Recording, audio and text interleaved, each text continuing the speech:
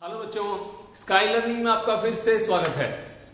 आज हम करेंगे पोटेंशियल का नेक्स्ट लेक्चर। उससे पहले हम क्वेश्चन करेंगे जो मैंने लास्ट लेक्चर में लिखे थे, यही है अभी ये रब नहीं किए मैंने। तो स्टार्ट करते हैं बच्चों पहले क्वेश्चन से। आई होप आपने क्वेश्चन ट्राई करे होंगे। जब आप क्वेश्चन ट्राई करते हो तब आप इन क्वेश्चंस को, जो इसके आंसर्स आते हैं, उसको कमेंट सेक्शन में कमेंट कर दिया करो, ठीक है, कि आपको समझ में आया है या नहीं आया, आपको इसमें क्या चीज पता नहीं लगी, जो भी आपको ठीक लगे। समझ में आ गया? तो चले बच्चों आगे स्टार्ट करते हैं अपना नया क्वेश्चन। v = 10x² + 2y, ठीक है। इसमें इलेक्ट्रिक फील्ड की इक्वेशंस बनानी है बच्चों। तो क्वेश्चन नंबर 1 का सॉल्यूशन कर लेते हैं। तो इलेक्ट्रिक फील्ड का फॉर्मूला क्या होता है? -dv/dr, ठीक है। और ये किस चीज के रिस्पेक्ट में है? तीनों के तीनों जो हमारे एक्सिस होते हैं x y z, और हमें किसके रिस्पेक्ट में करना है? x और y के। z यहाँ पे है ही नहीं, तो सबसे पहले ex निकाल लोगे। ex का मतलब माइनस पार्शियल डेरिवेटिव। पार्शियल का मतलब होता है एक पर्टिकुलर वेरिएबल का, जैसे x है तो divide by partial derivative of x। Clear हो गया? तो क्या होगा इसका बच्चों? यहां पे x को करना है, y तो कांस्टेंट बन जाएगा, तो इसका डेरिवेटिव क्या हो जाएगा? 10 माइनस का साइन लगाऊंगा, आगे लगा हुआ है 10 2x 2 - 1, तो कितना आंसर आ गया बच्चों? -20x। तो ex की वैल्यू क्या आ गई? -20x। समझ में आ गया? ओके, अब दूसरा डेरिवेटिव करोगे आप किसका? इसका। क्यों? ey के रिस्पेक्ट में। ey के रिस्पेक्ट में क्या होगा? Minus partial derivative of v with respect to y। तो यहां पे ये वाली टर्म कांस्टेंट होगी, कांस्टेंट का डेरिवेटिव 0, ठीक है। जैसे यहां पे भी मैं लिख देता हूं +0, क्योंकि इसका डेरिवेटिव 0 हुआ, ऐसे इसका डेरिवेटिव यहां 0 हो गया, प्लस का साइन 2, y की पावर 1 है, 1y 1 - 1, तो कितना आंसर आ गया? माइनस का 2, ये ब्रैकेट में है, ब्रैकेट लगा देना, नहीं तो 21 लगेगा ये, ठीक है। 2y पावर 0, तो माइनस का 2। क्लियर हो गया? तो ये बच्चों हमारा क्वेश्चन हो गया। ex आ गया -20, ey आ गया -2। क्लियर है? अब क्या लिखना है हमें? Equation e। तो e की इक्वेशन क्या बन गई? e vector is equals to minus का 20 x i कैप और माइनस का 2 j कैप। ये बच्चों हमारा आंसर आ गया। क्लियर हो गया? समझ में आ गया कैसे किया मैंने? ex i cap plus ey j cap होता है, तो मैंने जो आंसर निकाले मेरे नेगेटिव में है, तो मैंने -7 लिख दिया। समझ में आ गया?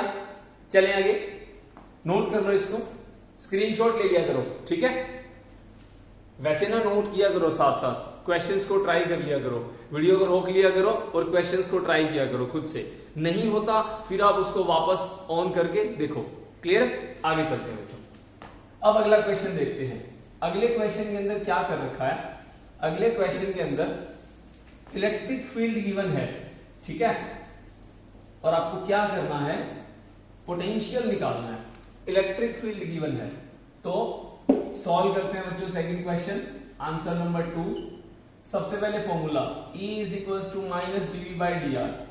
इसको ना इंटीग्रेशन की फॉर्म में लिख देता हूं मैं, इस फॉर्मूला को इंटीग्रेशन की फॉर्म में। कट तो नहीं रहा ऊपर से, ठीक है, अब ठीक है, ठीक है। E = -dv/dr। अब यहां पे dv की वैल्यू क्या हो जाएगी? माइनस का E.dr होता है, तो बच्चों ये फॉर्मूला लिख लेना, E.dr इंटीग्रेशन, ये एक फॉर्मूला होता है, ठीक है। E.dr। कई बार क्या होगा, आपको वेक्टर फॉर्म के अंदर E दे रखा होगा और R दे रखा होगा, उनका डॉट प्रोडक्ट आपको पोटेंशियल देगा, ठीक है। तो अभी हमें ये कोऑर्डिनेट्स की टर्म्स में दे रखा है, पहले इसको सॉल्व करते हैं। देखो वैल्यू डाल दो इसकी, यहां पे dv क्या हो जाएगा? dv क्या इंटीग्रेशन लगेगा ना, क्योंकि इंटीग्रेशन होगा तभी तो v बनेगा। तो मैं इसको लिख देता हूं v = इंटीग्रेशन, e की वैल्यू कितनी है? 2x3 + 2y, ये है dr। अब यहाँ पे कोऑर्डिनेट एक्स वाई की टर्म्स में है, dr को हम क्या लिखते थे वेक्टर में, dx i cap plus dy j cap plus dz k cap, तीन होते थे हमारे, dx i cap, dy j cap, dz k cap. ठीक है, तो अब हमें क्या करना है इसके अंदर, इसको यहां पुट कर देना है। कितनी टर्म्स के हिसाब से करें हम इसको, हमें इसको दो टर्म्स के हिसाब से करना है, दो डॉट लगाओ, dx i cap plus dy j cap. ठीक है, अब यहां i नहीं है, i मैंने लगाया नहीं, आप लगा लो इसको, क्योंकि x वाला i के रिस्पेक्ट में रहता है। तो ये हो गया हमारा i cap plus j cap. ठीक है, स्टेटमेंट में भी ठीक कर लेना इसको, i cap plus j cap, क्योंकि x हमारा i की टर्म्स में है, y हमारा j की टर्म्स में है। ठीक है, वैसे मुझे लगाना चाहिए था यहाँ पे, चलो अब लगा देता हूं। ठीक है, अब क्या करोगे, इसको सॉल्व करोगे, कोऑर्डिनेट्स में यहां लिख लेता हूं, 1 से 2, 2 से 3। अब क्या करोगे आप, इसके लिमिट्स लगा दोगे, 1 से 2 और हमारा है 1 से 2 और 2 से 3, 1 से 2, 2 से 3, 1 से 2, 2 से 3, लोअर लिमिट अपर लिमिट, ये हमारे पॉइंट्स होते हैं, इनको ऐसे लिखा जाता है। अब क्या करोगे, इसका इससे मल्टीप्लाई करोगे, तो क्या बन गया, v is equals to integration minus का sine 2x cube dx, i dot i 1 होता है बच्चों, i डॉट i क्या होता है 1। उसके बाद क्या करोगे, इसमें ना i की i से करोगे और j की j से करोगे, क्योंकि i की j से करते हो तो आंसर आता है 0, याद रखना, i डॉट j क्या होता है 0, डॉट प्रोडक्ट में क्या होता है 0। क्यों 0 होता है, क्योंकि i और j 90 डिग्री के एंगल पे होते हैं और cos 90 क्या होता है 0 होता है। समझ में आ गया, ओके। अब y वाले की y से मल्टीप्लाई कर दो, प्लस का साइन है 2y dy, लिमिट्स ले लो, 1 से 2, 2 से 3। ठीक है, दो तो लिमिट्स हैं, क्लियर हो गया। अब इन दोनों का इंटीग्रेशन करोगे, इंटीग्रेशन के लिए इंटीग्रेशन आपको आना चाहिए, क्लास 12th में आप, ठीक है, मेडिकल में है तो इंटीग्रेशन का बेसिक मैंने वीडियो डाला हुआ है, आप उसको जरूर देख लेना। अगर आपको दिक्कत होती है तो आपको प्रॉब्लम नहीं आएगी, उसको देखने के बाद प्रैक्टिस कर लेना बस साथ साथ। ठीक है, ओके। अब इसको आगे सॉल्व करते हैं बच्चों।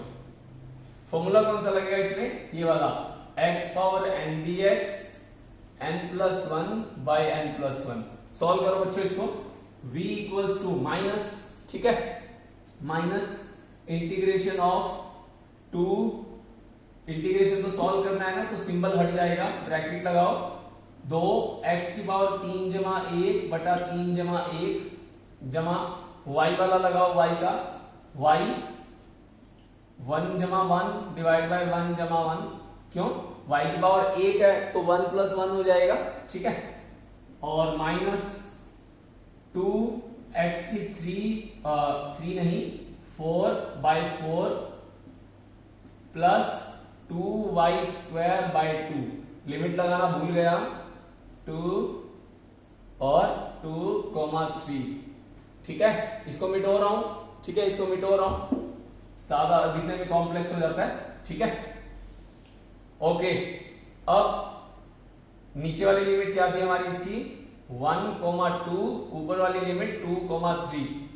अब जो कटता है उसको काट दो, ठीक है, 2 से 2 कट गया, 2 दूनी 4, तो minus x power 4 by 2 plus y power 2 1,2 और 2,3। ठीक है, ये इसकी लिमिट है 1,2। ठीक है, अब क्या करोगे, अब अपर लिमिट x वाला x में, y वाला y में, समझ में आ गया, माइनस करके x वाला x में पुट करो, y वाला y में करो, तो माइनस का साइन बाहर रहने दो, x में x पुट करो, 2 पावर 4 बटे 2 माइनस 1 पावर 4 बटे 2, क्लियर है, प्लस का साइन हो गया। उसके बाद y वाली y के अंदर 3 पावर y में 3 पुट करा माइनस y में 2 पुट करा, ठीक है, ब्रैकेट बंद करी।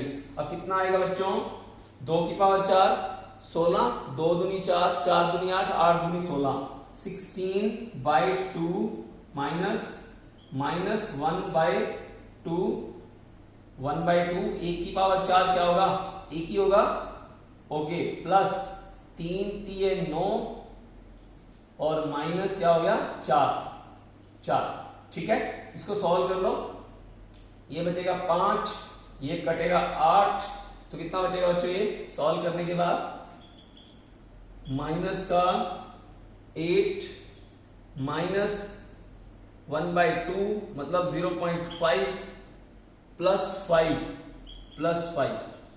8 और 5 13, 13 में से 5 गया, 0.5 गया, 12.5 माइनस का वोल्ट,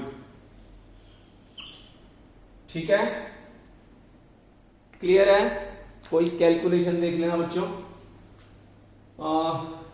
मल्टीप्लाई करा 2x का क्यूब आ गया, 2y आ गया, ठीक है, 2y dy आ गया, उसके बाद लिमिट डाली, x की पावर 4/4 होगा, y²/2 होगा, ठीक है, अपर लिमिट x में 2 डाली, 2 का पावर 4/2 रहेगा, माइनस 1 की पावर 4/2 रहेगा, उसके बाद 3 की पावर डाली मैंने y में, मतलब अपर लिमिट 3 का स्क्वायर माइनस 2 का स्क्वायर, ठीक है, सही है। 8 माइनस 1/2 प्लस 9 में से 5 गया 4 गया 5 और 8 13, 13 माइनस 1/2 13 दूनी 26 और माइनस 1 24, 26 25/2, सही है, क्लियर है, समझ में आ गया कैसे किया मैंने ये।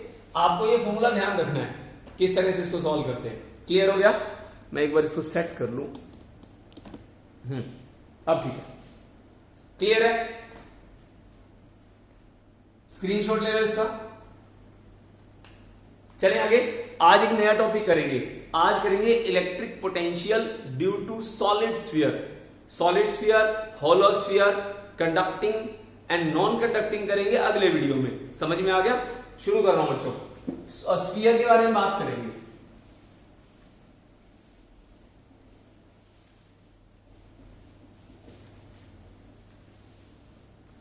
इलेक्ट्रिक फील्ड नहीं, इलेक्ट्रिक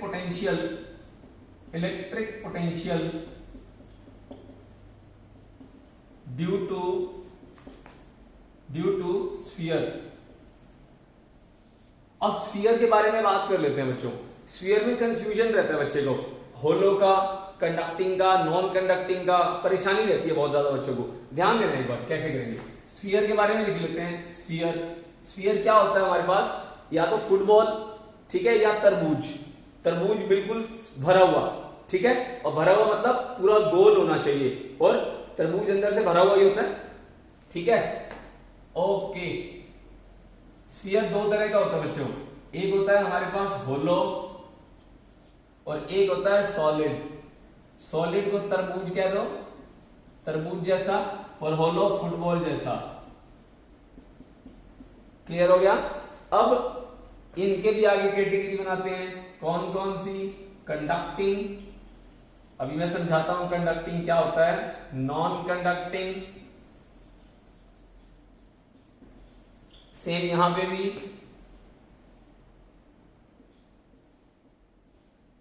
कंडक्टिंग,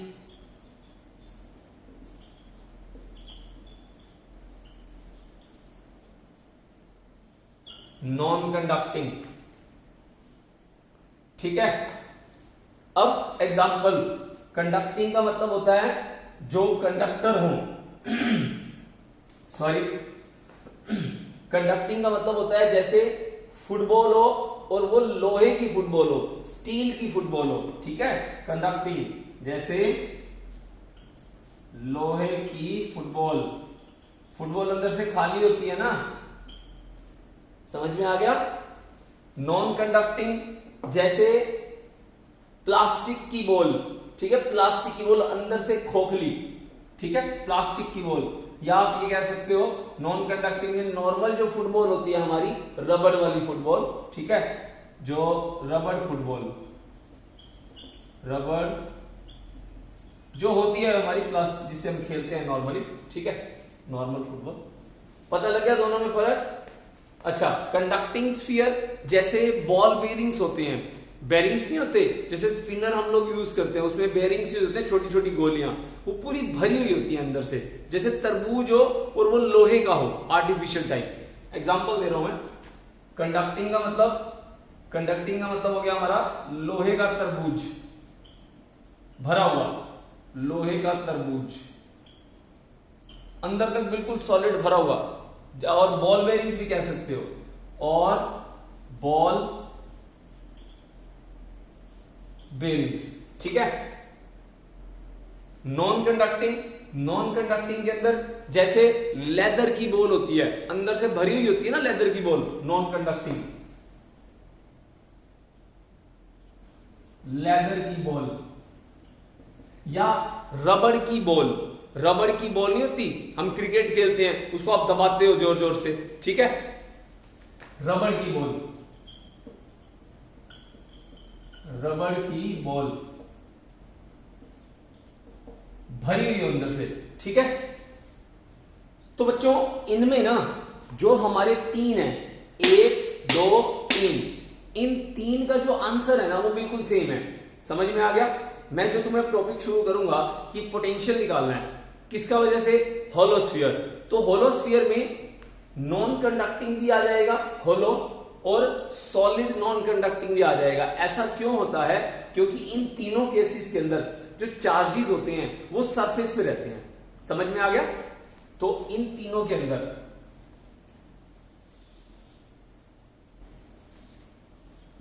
सब सेम है, इनका सब सेम रिजल्ट आएंगे,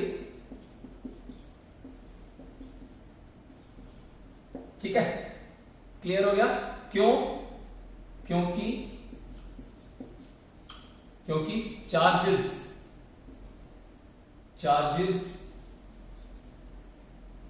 सरफेस पे रहते हैं, सरफेस पे रिजाइड करते हैं या रहते हैं।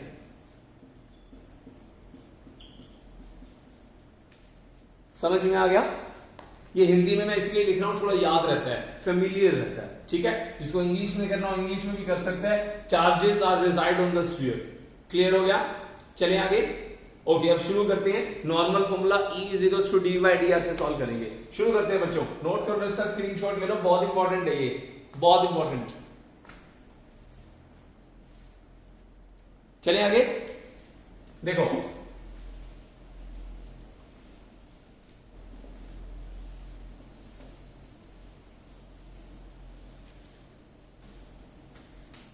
Potential due to sphere.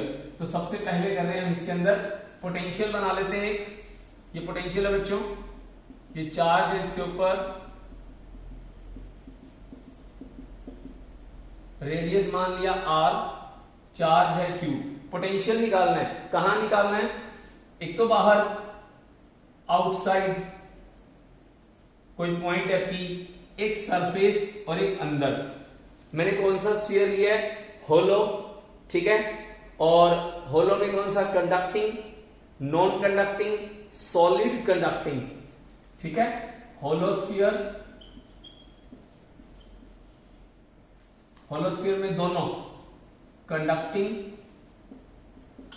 And non conducting. दूसरा कौन सा लिया है, सॉलिड स्फीयर कौन सा, कंडक्टिंग। तो इसमें हम प्लस लगा देता हूं निशान। क्लियर हो गया। तो इनमें 3 केस करने हैं, क्या, V आउटसाइड क्या होगा, दूसरा V इनसाइड क्या होगा, तीसरा V सरफेस पे क्या होगा, ठीक है। क्लियर है। शुरू करते हैं बच्चों। सबसे पहले आउटसाइड फॉर्मूला होगा हमारा यूज, E = माइनस का dV/dr। तो dV हमें पोटेंशियल निकालना है, dV की वैल्यू क्या हो गई, माइनस का E/dr, ठीक है। इंटीग्रेशन, तो इंटीग्रेशन यहां भी होगा तो ये V बन जाएगा। तो आउटसाइड यहां निकालना है बच्चों। तो यहां से ये दूरी कितनी है, R मान लेता हूं, मुझे इस पॉइंट पे इलेक्ट्रिक फील्ड पता है, गॉस थ्योरम में मैंने इलेक्ट्रिक फील्ड निकाला था, कितना आया था यहाँ पे इलेक्ट्रिक फील्ड आया था यहाँ पे के क्यू बटे आर का स्क्वायर। मुझे पता है ये चीज, मैंने करवाई थी ये, आप गॉस थ्योरम देखना है इसके अंदर, याद होना चाहिए आपको ये आंसर के क्यू बाई आर स्क्वायर। ठीक है, तो ये पॉइंट कहां है, बाहर आर पॉइंट पे। और पोटेंशियल कैसे निकालते हैं, work done to bring a charge infinity to a particular point. Clear हो गया, पहले वीडियो में समझाया था।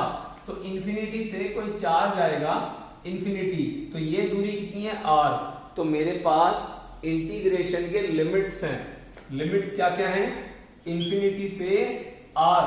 क्लियर हो गया, समझ में आ गया। अब ई की वैल्यू यहां डाल दो, इंटीग्रेशन करो, सॉल्व हो गया। ठीक है, तो पुट करो वैल्यू बच्चों की, तो वैल्यू पुट करेंगे हम लोग, v इक्वल्स टू क्या हो जाएगा, माइनस के क्यू बटे आर का square into D R infinity से आर। तो v कितना आ गया बच्चों, के क्यू बाहर आ जाएगा और यहां क्या बच गया, आर की पावर माइनस 2 इंटीग्रेशन आर की power minus 2 into D R. ठीक है, इंफिनिटी से आर। अब इसका इंटीग्रेशन तो बड़ा आसान है, -2 + 1 बाय -2 + 1। ठीक है, इसको सॉल्व करके कितना आ जाएगा, के क्यू, माइनस का साइन आगे चलने दो, हमारा चल ही रहा था पहले से। अब इसका इंटीग्रेशन देखो, r पावर -2 + 1 -2 + 1 कितना आ गया, -1 बाय -1, इट्स -1/r। तो मैं इस सारे को सॉल्व करके -1/r लिखूंगा। ठीक है, तो ये प्लस हो जाएगा, +1/r। कहां तक, लिमिट्स इंफिनिटी से r तक, इंफिनिटी से r तक। समझ में आ गया, नोट करो इसको। क्लियर है, upper limit minus lower limit, अपर लिमिट माइनस लोअर लिमिट, तो v क्या हो जाएगा, के क्यू 1/r माइनस 1/इंफिनिटी। तो के क्यू बटे आर, v कहां आ गया, p पॉइंट पे। ये हमारा आंसर आ गया बच्चों। क्या किया, सबसे पहले एक पॉइंट माना, उसका डिस्टेंस सेंटर से कितना माना, सेंटर से r माना। अब हमें वहां पे इलेक्ट्रिक फील्ड पता होना चाहिए, कितना है इलेक्ट्रिक फील्ड यहाँ पे, के क्यू बाई आर का स्क्वायर। कैसे पता लगा, गॉस थ्योरम से, गॉस थ्योरम का आउटसाइड एप्लीकेशन यूज करा। तो यहां पे हमने इसकी वैल्यू पुट करी, सिंपल सा इंटीग्रेशन है, upper limit minus lower limit, answer आ गया। बहुत आसान है, मजेदार टॉपिक है। क्लियर है, ओके। अब चलते हैं सरफेस पे, तीसरा वाला पहले कर लेते हैं। ये वाला पॉइंट यहां आ गया, देखो ये पॉइंट यहां है, ये यहां आ गया, तो यहां पे r की वैल्यू कितनी है, बड़ा r की वैल्यू कितनी है, बड़ा R पुट कर दो। सरफेस पे क्या है, सरफेस थर्ड पार्ट है हमारा, मैंने तीसरे नंबर पे लिखा था। तो v एट सरफेस क्या हो गया, के क्यू बटे बड़ा R। क्यों, सरफेस पे रेडियस कितना है, बड़ा R, जो उसका एक्चुअल रेडियस है। क्लियर है, हो गया है ना, आसान। चले आगे। अब अगला पोर्शन कौन सा है हमारा, अगला पोर्शन है अंदर, इसके अंदर आएंगे अब अपन। ठीक है, मिटो दूं, आसान है ना, बढ़िया। अब कहां आएंगे अपन, सेकंड पोर्शन, क्या, v इनसाइड कितना होगा। अब अंदर इलेक्ट्रिक फील्ड कितना होता है, ध्यान दो, electric field is equals to -dv/dr। ठीक है, -dv/dr। तो dv की वैल्यू क्या हो जाएगी, माइनस का edr, यही होगा। इलेक्ट्रिक फील्ड इनसाइड एक कंडक्टर कितना होता है, 0 होता है। समझ में आ गया, अंदर खोखला है ना, खोखले में कुछ है ही नहीं, चार्ज ही नहीं है, तो इलेक्ट्रिक फील्ड क्या होगा, 0 होगा। और दूसरी बात, सॉलिड कंडक्टर के अंदर भी इलेक्ट्रिक फील्ड क्या होता है, 0 होता है। हमने पढ़ा है ये इलेक्ट्रिक फील्ड 0 होता है। ठीक है, तो इलेक्ट्रिक गॉस थ्योरम से प्रूव करवाया था मैंने, ये इलेक्ट्रिक फील्ड इनसाइड क्या है, 0। तो dv की वैल्यू क्या आ गई, 0 इंटू डी आर क्या बन गया बच्चों, 0। तो V क्या आ गया, कांस्टेंट। देखो dV का मतलब होता है चेंज। चेंज कितना, 0, मतलब चेंज नहीं है चेंज। तो V कैसा है, कांस्टेंट है। कितना कांस्टेंट है, जितना सरफेस पे है उतना ही अंदर है। तो ये अंदर है यहां पे, तो यहां पे जो पोटेंशियल है वो थोड़ा सा अंदर आते ही उतना ही रहेगा, के क्यू बटे आर। सरफेस पे के क्यू बटे बड़ा आर, बाहर के क्यू बटे छोटा आर। तीनों रिजल्ट लिख रहा हूं, तीनों के ग्राफ बनाऊंगा, तीनों से रिलेटेड वो ग्राफ नोट करना, ठीक है। चलिए आगे, समझ में आ गया ना। कुछ भी समझ में नहीं आया हो बैक करो, ध्यान से देखो, हर स्टेप को मैंने एक्सप्लेन करा कैसे है। ध्यान से देखो, धीरे देखो, अगर ठीक लग रहा है तो स्पीड बढ़ा के भी देख सकते हो, ठीक है। चलते हैं आगे, ग्राफ।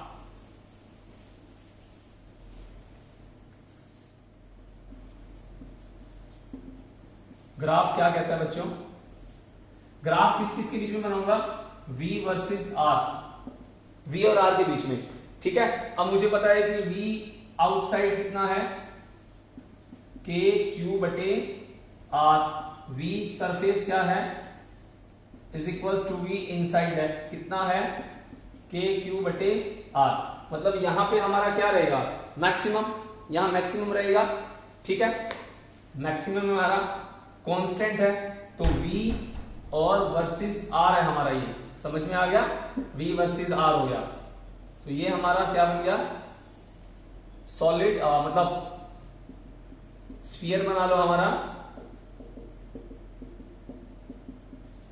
तो ये वाला पॉइंट हमारा रेडियस हो गया, रेडियस।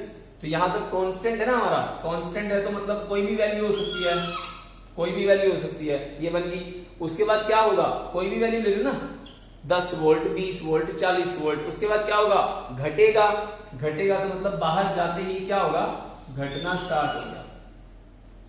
ये हमारा आंसर आ गया बच्चों, V वर्सेस R। कौन सा केस, कौन सा केस,